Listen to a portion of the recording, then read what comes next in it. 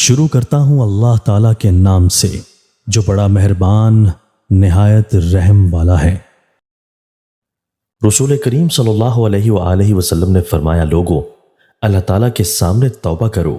میں دن میں 100 مرتبہ اللہ تعالیٰ کے سامنے توبہ کرتا ہوں، لہٰذا تمہیں بطریق اولا چاہیے کہ ہر ساعت میں 1000 بار توبہ کرو۔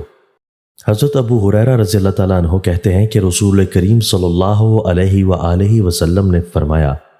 قسم ہے اللہ کی، میں دن میں 70 بار سے زیادہ اللہ تعالیٰ سے استغفار کرتا ہوں اور توبہ کرتا ہوں۔ تشریح: حضرت صلی اللہ علیہ وآلہ وسلم اتنی کثرت سے استغفار و توبہ اس لیے نہیں کرتے تھے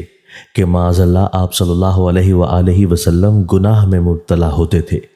کیونکہ آپ صلی اللہ علیہ وآلہ وسلم معصوم تھے، بلکہ اس کی وجہ یہ تھی کہ حضرت صلی اللہ علیہ وآلہ وسلم مقام عبدیت کے سب سے اونچے مقام پر فائز ہونے کی وجہ سے اپنے طور پر یہ سمجھتے تھے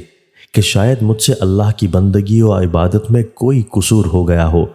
اور میں وہ بندگی نہ کر سکا ہوں جو رب ذوالجلال والاکرام کی شان کے لائق ہے۔ نیز اس سے مقصود امت کو استغفار و توبہ کی ترغیب دلانا تھا کہ حضرت صلی اللہ علیہ وآلہ وسلم باوجود یہ کہ معصوم اور خیر المخلوقات تھے،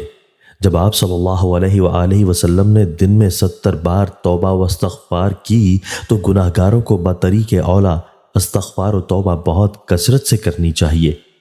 حضرت علی کرم اللہ وجہ فرمایا کرتے تھے کہ روئے زمین پر عذاب الہی سے امن کی 2 ہی پناہ گاہیں تھیں، ایک تو اٹھ گئی، دوسری باقی ہے، لہٰذا اس دوسری پناہ گاہ کو اختیار کرو۔ جو پناہ گاہ اٹھ گئی وہ تو نبی کریم صلی اللہ علیہ وآلہ وسلم کی ذات گرامی تھی، اور جو باقی ہے وہ استغفار ہے۔ اللہ تعالیٰ کا ارشاد ہے، آیت، اور اللہ تعالیٰ ان کو اس وقت تک عذاب میں مبتلا کرنے والا نہیں ہے جب تک کہ آپ صلی اللہ علیہ وآلہ وسلم ان میں موجود ہیں، اور اللہ تعالیٰ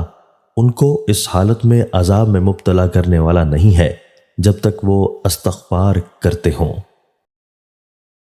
دوستو، اللہ تعالیٰ ہمیں ان احادیث مبارکہ پر عمل کرنے اور اپنی زندگیوں کو سنوارنے کی توفیق عطا فرمائے۔